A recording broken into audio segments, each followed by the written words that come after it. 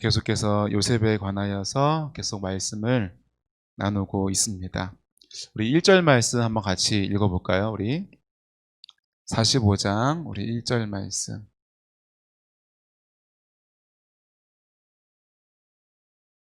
다 같이 한번 한 목소리로 읽어보겠습니다. 시작.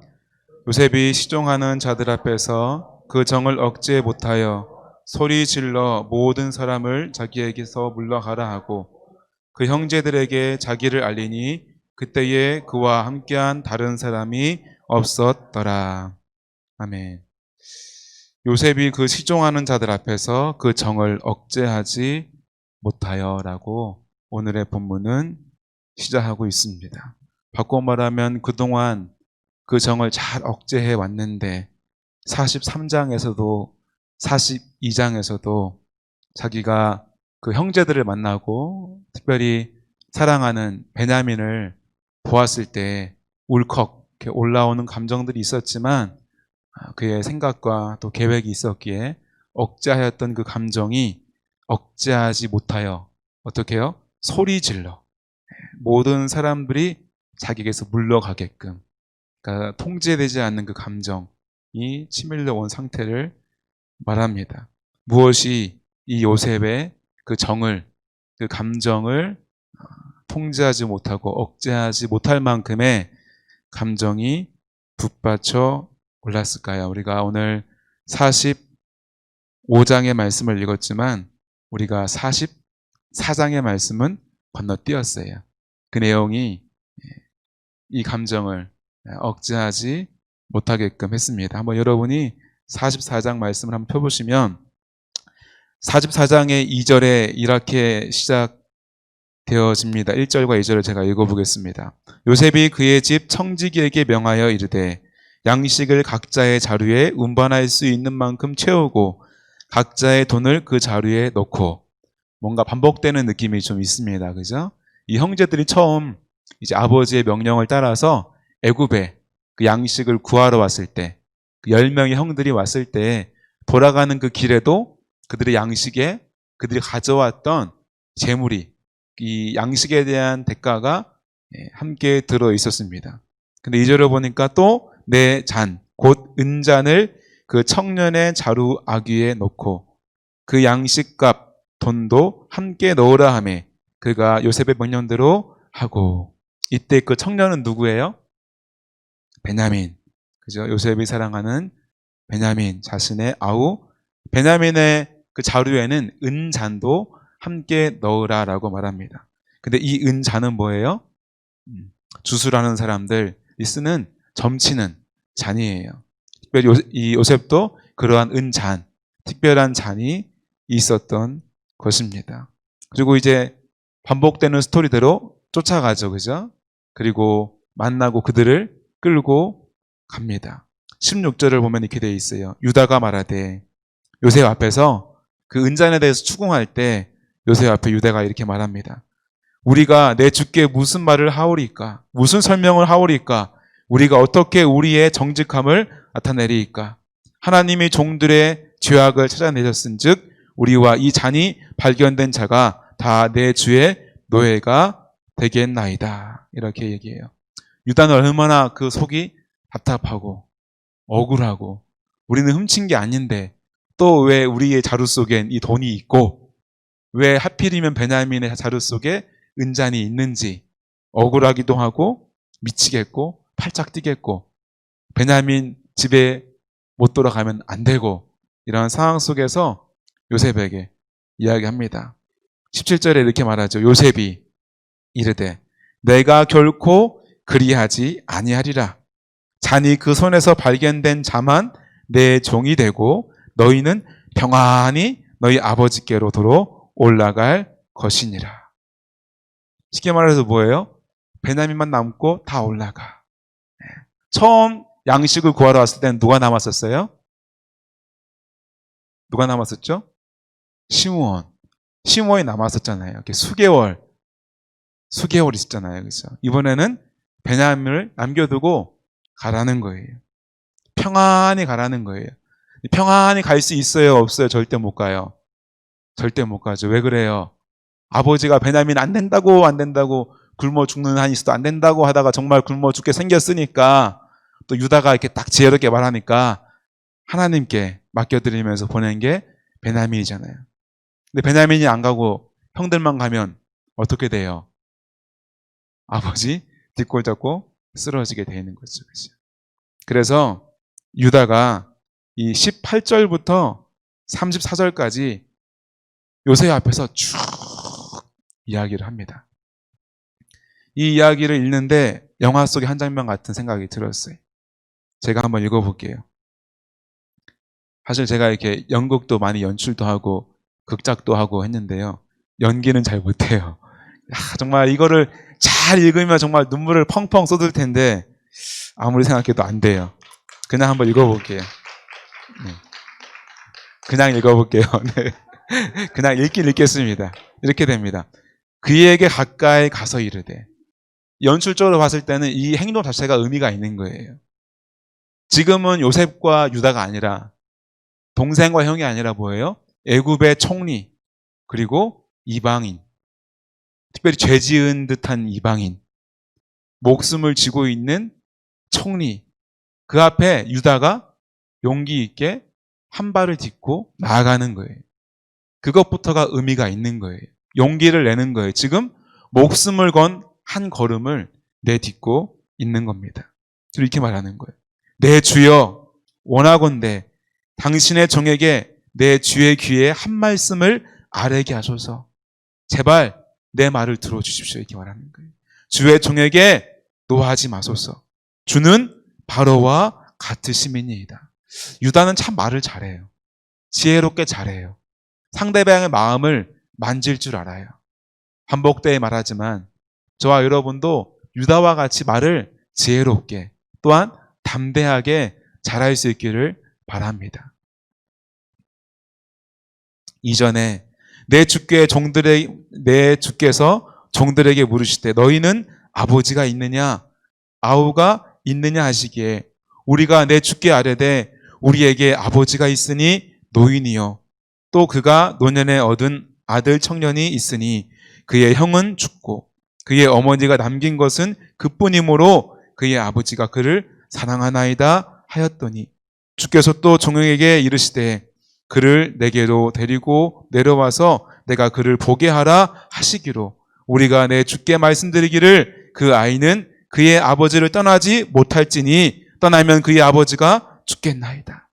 주께서 또 주의 종들에게 말씀하시되 너희 막내 아우가 너희와 함께 내려오지 아니하면 너희가 다시 내 얼굴을 보지 못하리라 하시기로 우리가 주의 종 주의 아버지에게로 돌아 올라가서 내 주의 말씀을 그에게 아뢰었나이다.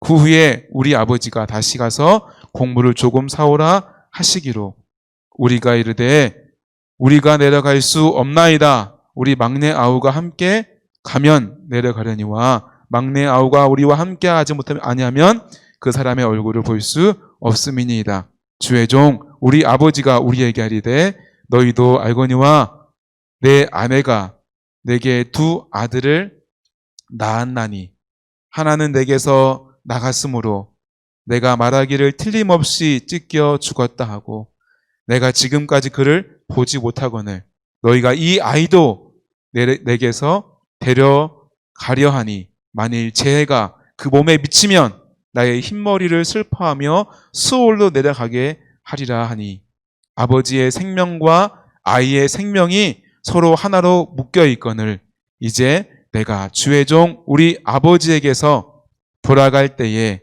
아이가 우리와 함께 가지 아니하면 아버지가 아이의 없음을 보고 죽으리니 이같이 하면 종들이 주의 종 우리 아버지가 흰머리로 슬퍼하며 수올로 내려가게 함이니이다.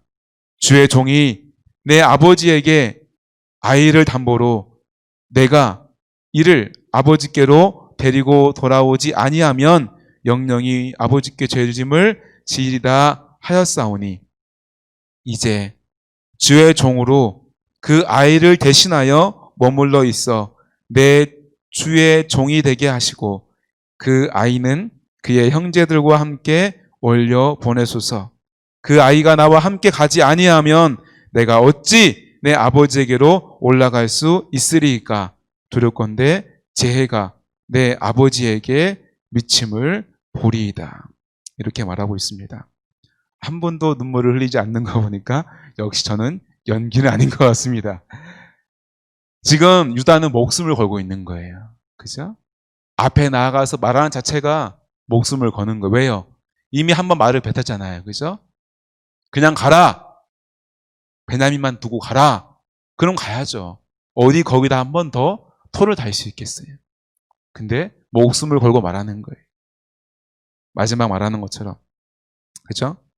두렵건대 이 아이를 대신해서 내가 대신 있겠습니다. 차라리 나를 죽이시고 이 아이를 보내십시오라고 말하는 것입니다.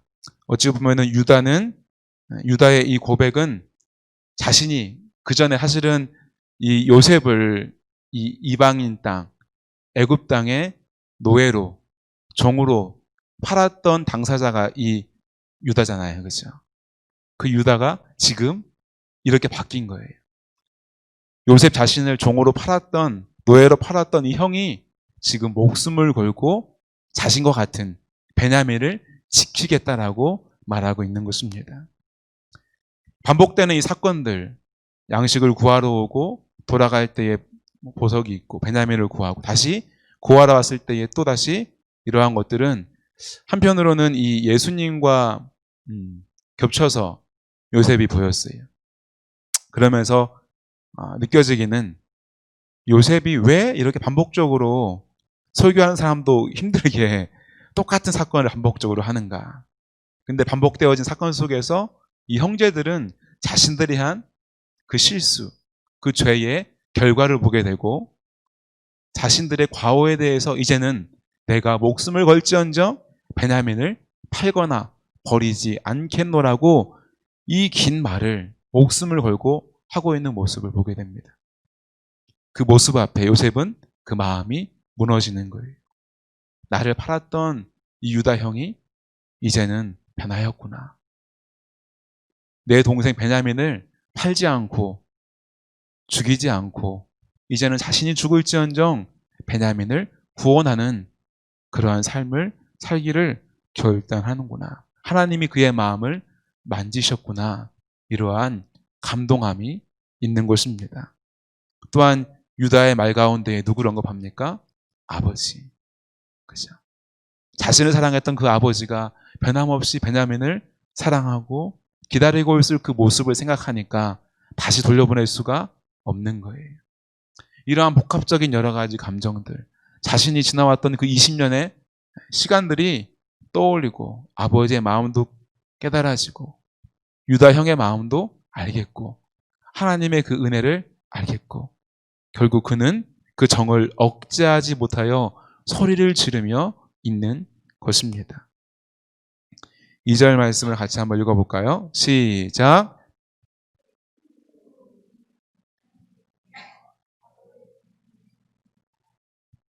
얼마나 크게 울어야 애굽 사람에게 들리고 바로의 궁중에 들릴 수 있을까요? 어떨 때 이렇게 울어요? 어디 가면 이런 울음소리를 들을 수 있어요? 상갓집 가면. 상갓집 가면 꼭 둘째 딸이 그러더라고요. 이렇게 둘째 딸이 잘못한 게 많은지 막 같이 들어가겠다고 이제 요즘에는 화장을 대부분 하지만 이제 20살 때 이제 상여지고 이렇게 뭐 이렇게 운구위원으로 교회 참 많이 따라갔어요. 그러면은 꼭 우는 사람들이 있더라고요. 몇 번을 보다 보니까 궁금해요, 안 궁금해요? 궁금하잖아요. 나중에 조용히 물어봐요. 누구예요? 둘째 딸이라고. 둘째 딸이라고. 둘째 딸이라고. 네. 둘째 딸이라고 그러더라고요. 둘째 딸 혹시 계세요? 잘하세요. 알았죠? 지금 잘하세요. 지금 나중에 그러지 말고. 근데 억제하지 못하잖아요. 그죠? 우는 거예요. 목 놓아 우는 거예요. 그죠? 지금 요셉이 목 놓아 우는 거예요. 자신이 살아왔던 그 20년 동안 얼마나 울고 싶은 날이 많고, 그죠? 서러웠던 게 많고, 억울한 게 많고, 그죠? 고생이 많았습니까? 이미 딱 이 시간, 그 고생의 시간도 다 한편으로는 위로되어지고, 형에 대해서 죽이고 싶다는 마음 없었지만, 그 상처잖아요, 사실은. 그죠? 미움받았고, 자신을 죽이려고 했고, 이 고생의 그 근원제였던 그 유다형. 근데 그 입에서 이런 고백들이 나올 때 다 씻겨지는 거예요. 자신에게 내가 잘못했다, 요셉아, 무릎 꿇어 빌지는 않지만 그 모든 섭리 가운데의 모든 마음이 다 씻겨져 내려가는 것입니다. 저와 여러분도 그렇잖아요. 누가 잘못했다, 미안하다 하지 않아도 그 태도가 변화되어지는 모습 볼 때 때때로 우리가 많이 위로받고 또 용서되어지는 것들을 우리는 보게 됩니다. 정말 궁중까지 안 들었을지도 몰라요. 근데 그 소식이 들려지는 거예요. 그 철두철미하고 딱 부러지고, 그죠? 딱 절제되어진 요셉이 목 놓아 울더라. 그 소식이 궁중까지 들려지는 거예요. 그렇습니다. 요셉은 똑 부러지는 사람이에요. 정확한 사람이에요. 철두철미한 사람이에요. 감정을 억제하는 사람입니다. 사사하게 자신의 개인의 일을 말하거나 드러내지 않는 사람이에요. 하지만 그에게도 뭐가 있어요? 감정이 있는 거예요. 특별히 사랑이 있는 거예요. 그에게도 슬픔과 고통과 눈물과 모든 인생이 똑같이 있는 거예요. 저와 여러분도 이렇게 똑 부러질 때도 있어야 되겠지만 이런 감정, 때로는 눈물을 흘릴 줄 알고 때로는 위로해주고 공감해 줄 줄 알고, 그죠? 누군가를 용서하고 사랑할 수 있는 그런 감정이 풍성하기를 원합니다. 특별히 믿는 사람은 하나님을 닮았기에 사랑이 풍성하기를 소원합니다. 우리 3절 말씀도 같이 읽어보겠습니다. 시작.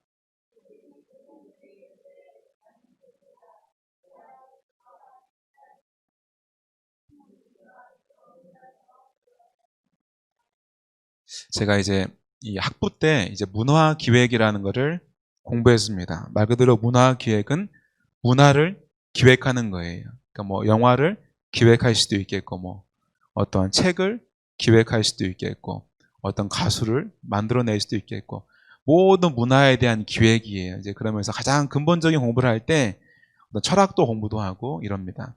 그때 한 교수가 이렇게 얘기하더라고요. 성경이 가장 좋은 이야기거리라는 거예요. 이 안에 이 스토리들이 참 많은데 이 스토리를 변형하여서 많은 문화를 만들어낼 수 있다는 거예요. 노래를 만들어낼 수도 있고, 영화를 만들어낼 수도 있고, 뮤지컬을 만들어낼 수도 있고, 드라마를 만들어낼 수도 있고, 아주 좋은 스토리라는 거예요. 아주 감동적이고 감격적인 스토리가 많다는 거예요. 이 본문을 읽으면서 오늘의 이 모습이야말로 참으로 감동적이고 감격적이고 반전이 있고, 그죠? 아주 그냥 영화나 드라마나 그런 스토리에 좋은 골격을 가지고 있다라는 생각을 해보았습니다. 우리 귀한 청년들도 있는데 혹시 나중에 시를 쓰든 노래를 만들든 어떤 이야기를 만들든 이 성경 속의 이 이야기를 또 잘 녹여낼 수 있으면 좋겠다라는 생각을 해봅니다. 요셉은 그죠? 가장 사랑받던 아들로 있다가, 그죠? 말한 것처럼 채색 옷을 다 벗겨지고 벌거벗겨진 채로 신발도 못 신고 노예가 되어서 자신의 의지가 아닌 줄에 이끌려서 이 애굽 땅에 끌려왔고, 고된 종살이 가운데 성공할 만하니까 다시 나락으로, 그죠? 감옥으로, 유혹 가운데에 그 의로움과 뿌리침, 발음 때문에 오히려 더 고통을 당하게 되고, 결국 30살에 30살에 애굽의 총리가 되는 반전을 이루었고, 애굽뿐만 아니라 전 세계를 구원하는 구원자로 쓰임받고, 가장 높은 자에 올랐을 때 가장 낮은 자로 형들이 그 땅에 찾아와서 양식을 구하고 다시 돌려보내고, 다시 돌아왔을 때 사랑하는 피부치 그 베냐민을 마주하고 그 정을 억제하고 다시금 한 번 더 돌려보내고 돌아오고, 유다가 용기 내어서 다 고백하고, 그죠? 간절하게 말할 때 그 마음이 무너지며 눈물 흘릴 때 아마 영화관에서 이거를 잘 봤으면, 좋은 배우가 연기했으면 아마 우리 모두 다 눈물을 흘리며 보았을 거예요. 마치 내가 누구를 용서하듯이, 마치 내가 누군가에게 용서받듯이 그런 카타르시스를 느끼면서 이것을 보지 않았을까 생각이 되었습니다. 지금 요셉이 누군가를 용서했듯이 또 요셉에게 형제들이 용서받았듯이 저와 여러분도 누군가를 용서할 수 있는 마음이 있기를 원합니다. 그 사람에게 대면하여 용서받지 못할지라도 예수 그리스도의 십자가의 그 은혜 가운데 구원받은 감격이 다시금 회복되어지기를 간절히 소원합니다. 근데 요셉은 지금 이 형제들 앞에 서 있지만 이 요셉이 나는 요셉이라 하였을 때 이 유다를 포함한 형제들은 어땠을까요? 마음이 이제 죽었구나. 드디어 우리가 20년 동안 마음 졸이며 죄책감에 살아왔는데 그래 이제 그냥 우리 죽는구나. 이젠 죽는구나. 그렇지. 죄를 지었으면 대가를 치러야지. 이렇게 만나는구나. 죽겠구나. 베냐민 넌 살겠구나. 우린 죽겠구나. 요셉이라 밝히면서 뭐라고 말합니까? 내 아버지께서 아직 살아 계시니까 형들이 그 앞에서 놀라 대답하지 못하니라. 굳어버리는 거예요. 그 앞에서. 말할 수가 없죠. 그죠? 애굽의 이 총리인데 그 총리인데 동생이야. 내가 죽이려고 했던 동생이야. 말할 수가 없죠. 말할 수가 없으니까 누가 말해요? 요셉이 말합니다. 같이 읽어보겠습니다. 시작.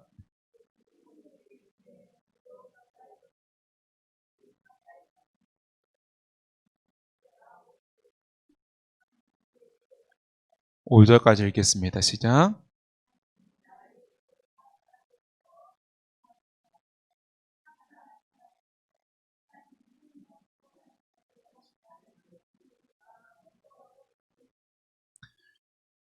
형들은 요셉을 애굽에 판 자예요. 그죠? 4절 끝에 이렇게 말하잖아요. 요셉이니 당신들이 애굽의 판자라. 맞아요. 나는 형들이 애굽에 판 그 요셉이에요. 하지만 팔았다고 해서 근심하지 말라는 거예요. 형들은 지금 뜩 얼음대에 있잖아요. 죽었다 이제. 그냥 뇌 정지. 머리가 하얘요. 와, 어떡하지? 물을 끓여야 되나? 끓을 수도 없어. 그냥 딱 정지 그냥. 얼음. 그런 거 있잖아요. 영화 볼 때 이런 거 있잖아요. 그죠? 물을 이렇게 쭉 흘리면서 그죠? 이렇게 되는 거죠. 한탄하지 말고 근심하지 말라는 거예요. 왜요? 왜요? 하나님이 생명을 구원하시려고 나를 당신들보다 먼저 보내셨나이다. 절체절명의 위기에 처한 그 형들. 근데 요셉은 지금 이 죄인을 벌주고 심판하는, 요셉이 벌주고 심판하는, 보복하는 자가 아니라 뭐로 되어 있는 거예요? 용서하는 자, 구원하는 자로 서 있는 거예요. 마치 예수님처럼. 우리가 예수님을 알게 되었을 때, 하나님을 알게 되었을 때 우리는 뭘 깨달아요? 나의 죄를 깨닫잖아요. 나는 죄인입니다. 아, 창조자 하나님이 계시는구나. 나는 신이 없는 것처럼 막 살아왔는데 신이 계시구나. 나를 지으신 분이 계시구나. 나는 죄인이라는 걸 깨닫게 되는 거예요. 그때 우리는 나를 죽여주십시오 할 때 어떻게 돼요? 내가 죽었다. 너 죽지 않아도 돼. 너 고개 들어 괜찮아. 너 나한테 와 안겨라. 왜? 내가 너의 죄를 다 사하였기 때문에. 내가 대신 십자가에 죽었기 때문에. 심판자로 오시는 게 아니라 구원자로 오시는 거예요. 요셉은 지금 심판할 수도 있지만, 심판할 수 있는 권리가 있지만, 왜? 형들이 날 죽였으니까, 형들이 날 팔았으니까 나도 당신들을 팔 수 있고 죽일 수 있지만, 그 힘이 있지만, 하나님도 힘이 있지만, 심판하실 수 있지만, 한순간에 먼지를 만들 수 있지만, 심판하는 것이 아니라, 정죄하는 것이 아니라 용서하시는 거예요. 요셉도, 하나님을 만난 그 요셉도 마치 예수님처럼 용서하는 거예요. 왜? 요셉은 하나님을 경험하였고 만났기 때문에, 먼저 용서함 받았고 은혜 받았기 때문에. 하나님을 바라보는 자, 우리 안에 용서의 마음이 생길 줄로 믿습니다. 요한복음 3장 17절 말씀이 이렇게 되어 있습니다. 하나님이 그 아들을 세상에 보내신 것은 세상을 심판하려 하심이 아니요. 심판할 수 있는 권리가 있고 심판해야 될 대상이 있지만 심판하는 것이 아니라 저로 말미암아 세상이 구원을 받게 하려 하심이라. 할렐루야. 이와 같이 요셉을 보냈다는 거예요. 형들이 팔았지만 팔아서 온 게 아니라 하나님이 우리 나를 보내셨다는 거예요. 뭐 하시려고? 구원하시려고. 할렐루야. 저와 여러분이 지금 이 자리에 지금 이 시간 살아있는 것은 누군가를 심판하고 벌 주고 내 권리를 주장하기 위해서 살아있는 것이 아니라 생명을 구원하라고 이 땅 가운데에 살려두신 줄로 믿습니다. 영혼 구원하라고 먼저 우리를 구원하신 줄 믿습니다. 하나님이 누군지 말하라고 하나님을 알게 된 줄 믿습니다. 십자가의 구원을 선포하라고 십자가의 구원을 경험한 줄로 믿습니다. 요셉은 지금 자신들의 죄로 인하여 당황하고 있고 두려워하고 있고 떨고 있는 형들을 위로하는 거예요. 형들이 받았다고 두려워하지 마세요. 하나님이 보내신 거예요. 하나님이 용서하셨듯 나도 형들을 용서합니다. 저와 여러분도 이와 같이 요셉이 지금 뭐라고 그래요? 형이라잖아요. 형. 그 전까지는 누구였어요? 총리로서. 양식을 구하러 왔느냐? 돈 가져왔느냐? 어떻게 되느냐? 라고 권위 있게 섰지만 이제 어떻게 해요? 형들 내려가서 형들 나 요셉이야. 형 나 요셉이야. 저와 여러분도 요셉과 같이 언제나 겸손한 자세로 나사짐으로 나아갈 수 있기를 원합니다.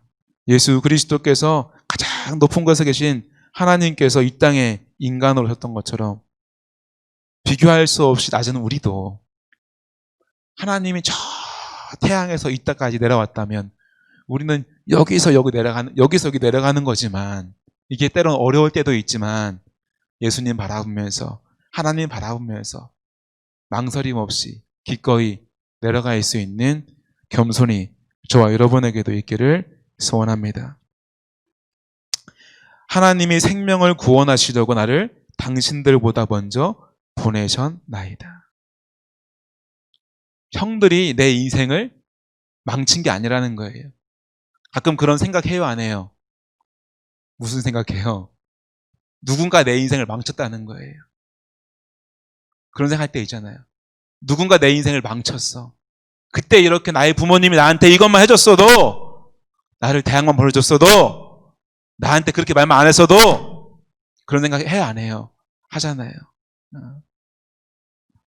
우리 시댁 식구들이 이렇게만 안 했어도, 내 학교 때 그 친구가 나를 이렇게 괴롭히지만 않았어도, 그런 생각 해요, 안 해요? 그때 그 사고만 안 났어도, 내가 이 인간만 안 만났어도, 이런 생각 해요, 안 해요? 안 해요? 할렐루야.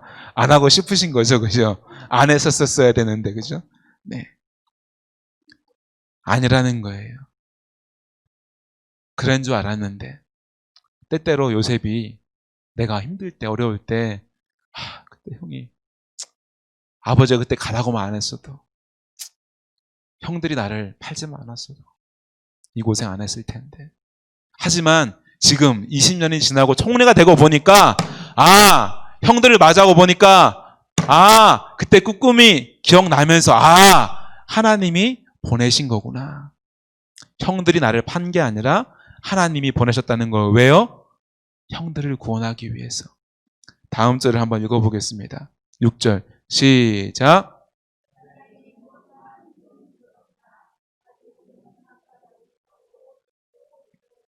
(7절)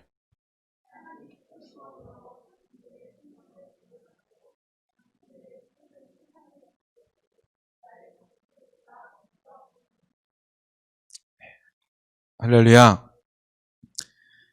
지금 형들 죽을 것 같아가지고 지금 왔다 갔다 2번 했잖아요, 형. 아직 몇 년 남았어요? 5년 남았다는 거예요. 이 2년은 고생도 아니라는 거예요. 계속 가나안 땅에 있으면 어떻게 될 거예요? 죽는 거예요. 다 죽는 거예요. 이스라엘 그 후손은 다 죽는 거예요. 하지만 하나님은 이스라엘 백성을 어떻게 했어요? 선택했어요. 어떻게 했어요? 언약을 맺었어요. 그리고 이미 이 일을 하나님은 아시는 거예요. 우리는 오늘을 살아가요. 내일을 난 몰라요. 내일 일은 난 몰라요. 몰라요. 그래서 내일을 염려하고 걱정할 때가 많지요. 하나님은 내일 일을 알아요, 몰라요? 아는 거예요. 시간을 창조하신 분이에요. 시간에 구애받지 않아요. 70년 뒤의 일, 700년 뒤의 일, 7천년 뒤의 일도 하나님은 아시는 줄 믿습니다. 그래서 아브라함에게 말씀하시잖아요. 그죠? 야곱에게 말씀하시잖아요. 그죠? 종살이 할 거라고. 다시 돌아올 거라고. 하나님이 이 일을 아시는 거예요. 애굽 땅뿐만 아니라 전 이 지중해 주변의 모든 나라가 대기근 때문에 7년을 고생할 거라고. 풍년을 미리 주시고. 그 일을 하신다는 거예요. 역사의 주관자는 누구십니까? 하나님이신 줄 믿습니다. 한 가문의 흥망성쇠를 주관한 자가 누구십니까? 하나님이신 줄 믿습니다. 한 인생의 생사화복을 주관한 자가 누구십니까? 하나님이신 줄 믿습니다.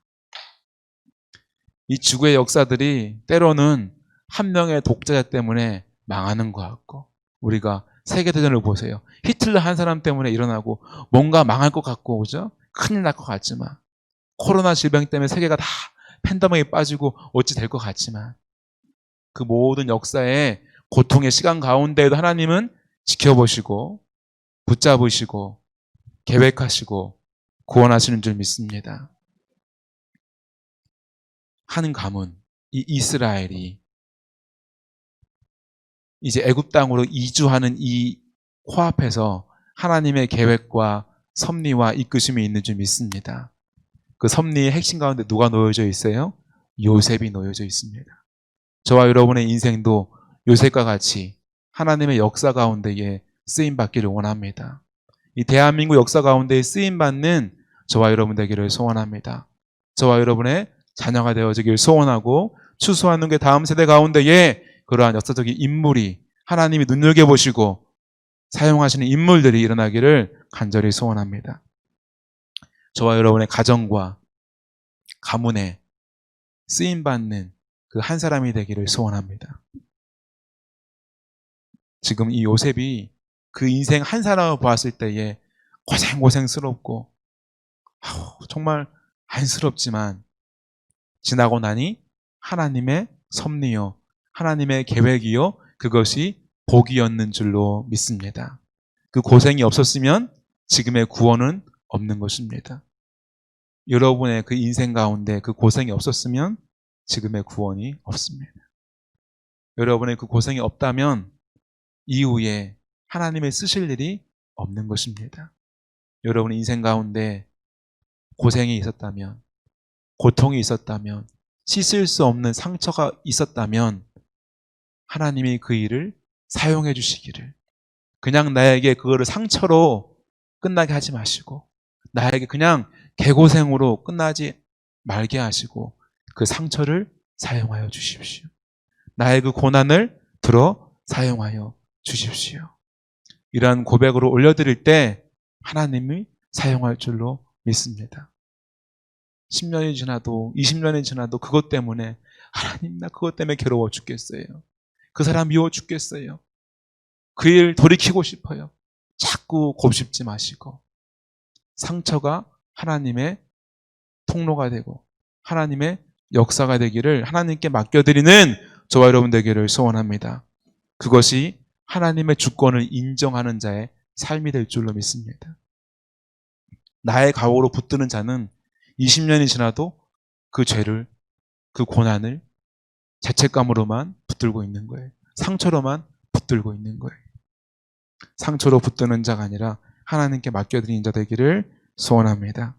그럴 때 하나님이 저와 여러분의 그 개인의 인생을 주관하여 주시고 여러분의 가정을 사용하여 주시고 이 나라와 민족을 사용하실 줄로 믿습니다.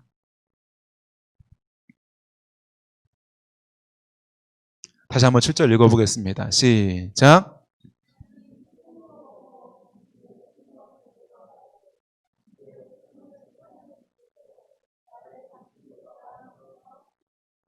웬 은혜인가, 그죠? 이게 웬 은혜입니까? 유다는, 형들은 미움 가득한 마음으로 요셉을 죽이고 팔았는데, 그죠?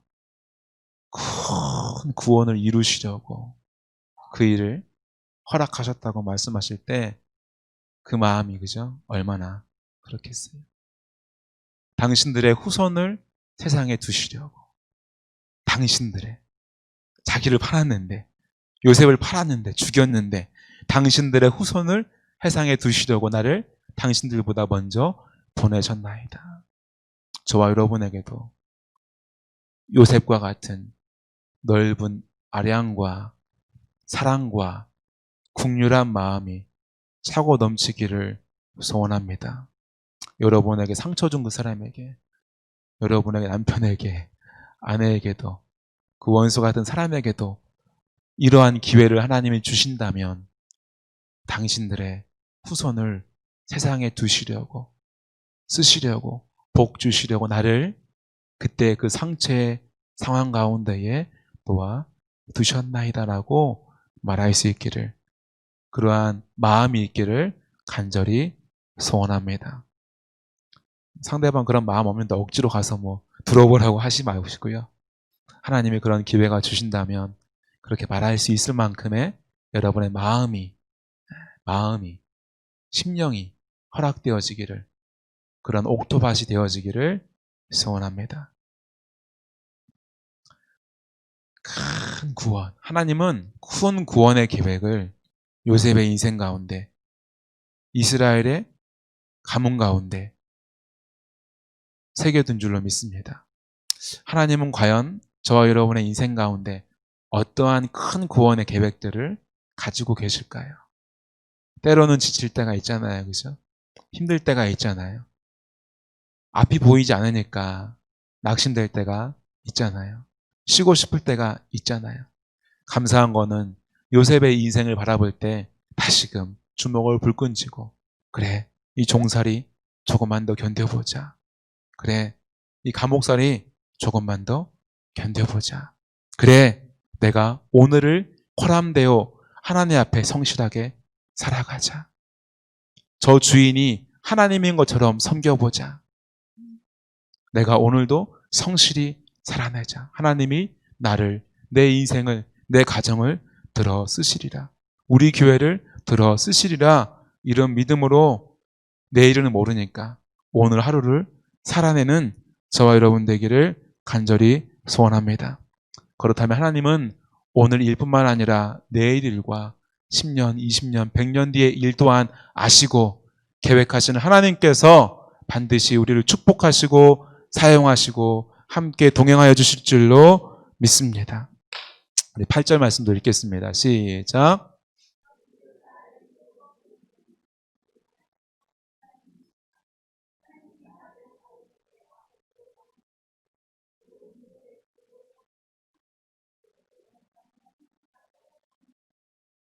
반복해서 말해요. 하나님이라는 거예요. 여러분의 인생을 붙드는 자 하나님인 줄 믿습니다. 환경이 아니에요. 어떤 누군가가 아니에요. 하나님이 여러분의 인생을 붙잡으시고 이끄시고 살아내게 하실 줄로 믿습니다. 당신이 아무리 나를 저주하고 모욕하고 상처 주고 구렁텅이로 빠뜨렸다 할지라도 하나님은 어떻게 하십니까? 바로에게 아버지로 삼으시고 그의 온 집에 주로 삼으시고 애굽 온 땅에 통치자로 삼는 그 능력이 하나님께 있는 줄로 믿습니다. 다른 사람이 나를 어떻게 하는 것 큰 문제 아니라는 거예요. 그 사람이 나를 종으로 판다 할지라도 하나님 나를 애굽의 총리로 구원자로 삼으신 줄 믿습니다.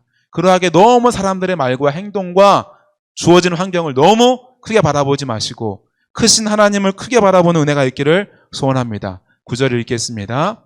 당신들은 속히 아버지께로 올라가서 아뢰시기를 아버지의 아들 요셉의 말에 하나님이 나를 애굽 전국의 주로 세우셨으니 지체 말고 내게로 내려오사 하나님이 10절 읽겠습니다. 아버지의 아들들과 아버지 손자들과 아버지의 양과 소와 모든 소외가 고센 땅에 머물며 나와 가깝게 하소서. 애굽 땅 고센 땅의 한 가문, 큰 어떻게 보면 민족이 이동해 오는 거지만 요셉은 바로에게 구할 필요 없이 보진 권한 안에서 결정할 수 있을 만큼의 힘을 하나님이 주셨어요. 11절부터 15절까지 쉬지 않고 쭉 읽겠습니다. 시작. 흉년이 아직 5해가 있으니 내가 거기서 아버지를 봉양하리이다. 아버지와 아버지의 가족과 아버지께 속한 모든 사람에게 부족함이 없도록 하겠나이다 하더라 하고, 우리가 잊지 말아야 할 건 뭡니까? 하늘 아버지도 사랑하고 섬기지만 육신의 아버지도, 부모도 섬기고 효도해야 될 줄 믿습니다. 아멘. 10계명 중에 인간에 관한 첫 계명이 뭐예요? 내 부모를 공경하라. 우리가 부모를 사랑하고 공경할 수 있기를, 우리가 있는 힘껏 섬기고 사랑할 수 있기를 소원합니다. 12절부터 쭉 읽겠습니다. 시작. 당신들의 눈과 내 아우 베냐민의 눈이 보는 바 당신들에게 이 말을 하는 것은 내 입이니라. 당신들은 내가 애굽에서 누리는 영화와 당신들이 본 모든 것을 다 내 아버지께 아뢰고 속히 모시고 내려오소서 하며 자기 아우 베냐민의 목을 안고 오니 베냐민도 요셉의 목을 안고 오니라. 요셉이 또 형들과 입맞추며 안고 오니 형들이 그제서야 요셉과 말하니라. 얼마나 베냐민의 손을 잡아보고 싶고 안아보고 싶고 베냐민 아우라고 말하고 싶었겠어요. 지금 이제 마음껏 안아보는 거예요. 근데 15절이 더 감동적인 것 같아요. 또 똑같이 형들에게도 입맞추고 안고 오는 거예요. 베냐민을 보는 마음과 같이 똑같이 형들을 보는 마음이 있는 거예요. 이 마음은 하나님이 주신 마음인 줄 믿습니다. 인간의 마음으로 어떻게 베냐민을 바라보는 마음하고 형제들 바라보는 마음하고 같겠어요?